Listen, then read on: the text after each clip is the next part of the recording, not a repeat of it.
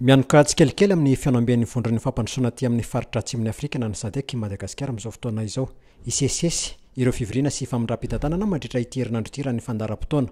Maly dia efa nigadona teto Antananarivo ny sekretera mpanatanteraky ny SADC hanomana ity fihaonana tampony ity. Efa nandroso sady amin'ny fivirina ihany koa ireo manam-pahaizana sy teknisianina ary ireo mpiasa-panjakana ambony avy amin'ny firenena-pikambana mba hanomana ity fihaonambian'ny SADC ity.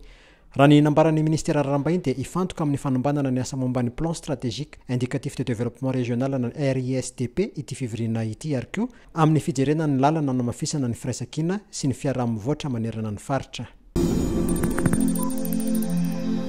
Nahitana lozam-pifamoivoizana izay nahafatesana ain'olona tetsy amin'ny lalan'ny francophonie androany maraina, fiara tsy mataho-dalana iray no nifatratra tamina mpandalo sy mpivarotra raha nivoalaza an'ireo nanatra maso. Ny iray tamin'ireo no maty teo ny eo ary ny ambiny naratra mafy. Tafavoaka ny lalana mihitsy moa ity fiara tsy mataho-dalana ity raha ny tanteny an-toerana. Avy ety Antontapenaka Azonakazomanga ity fiara ity no tratra n'izao lozam-pifamoivoizana izao.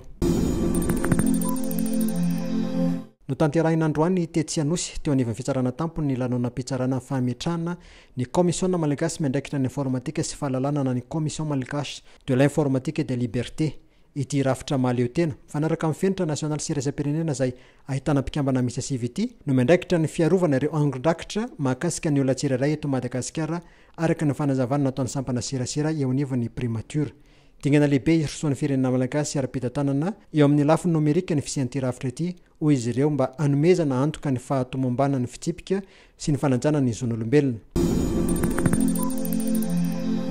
Nanambara ny orinasa QMM fa hanome sehatra ho an'ny tanora mpianatra misy 20 mba hizatra asa ao aminy. Mpianatra avy amin'ny université roa amin'ny faritra Anosy ireto voafantana ireto dia ny Institut d'enseignement supérieur Anosy sy École de management et d'innovation technologique. Anisan'ny ezaka ataon'ny QMM hanoanana ny fahaiza-miasa eto an-toerana sy hampandrosoana ny harena maha-olona eto an-toerana ihany koa ireto fiofanana ireto. Isan'ny fantatra io taoriana ny hetsika foire au stage izay no tanterahana ny tapaky ny volana jolay teo tao taolany aro. Mpianatra mihoatra ny 700 sy orinasa 20 na indray anjara tamin'izany hetsika izany izay avy amin'ny sehatra asa maro isan-karazany.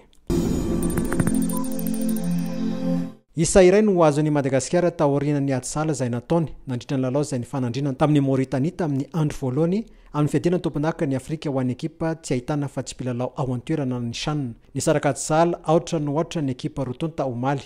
Ny lalao folo teny ambony kianja ny Bariary efa nahazo karatra mena Iaroasina Andrianarmanana nahitaxa teo amin'ny hitra fahasivy-telopolo nandritra ity lalao no tanterana ao Maly tao amin'ny kianja Benjamin Mkapa tao Dar es Salaam Tanzania. Araka nambaran'ny mpanazatra Romuald Rakotondrabe dia tsy maintsy miezaka isika amin'ny sabotsy izao hoy izy satria tsy azo atao intsony ny fahadisoana raha teo tafiakatra. Ifanandrina amin'ny mpampiatrano Tanzania ny Baria amin'ny 12 volana Aogositra ho avy izao.